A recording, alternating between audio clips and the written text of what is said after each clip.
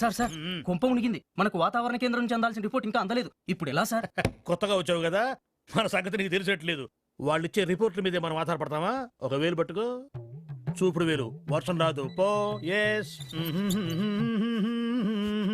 Sir మీకు phone. ఎవరయ్యా?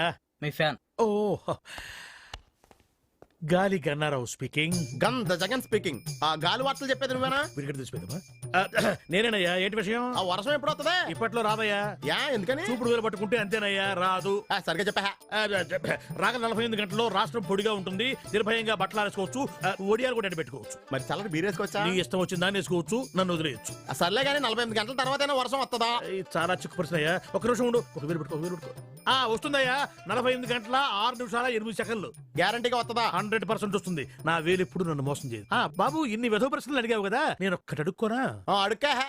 ఇంతగా అడుగుతున్నావు వర్షం గురించి. ఏం విత్తనాలు నాటావు బాబు? ఏం విత్తనాలు నాటారని అడుగుతున్నాడు రా. ప్రేమ విత్తనం అని చెప్పు. ప్రేమ విత్తనం. ప్రేమ విత్తనమా? Yeah, love seeds. ఫోన్ పెట్టే. ఒరేయ్,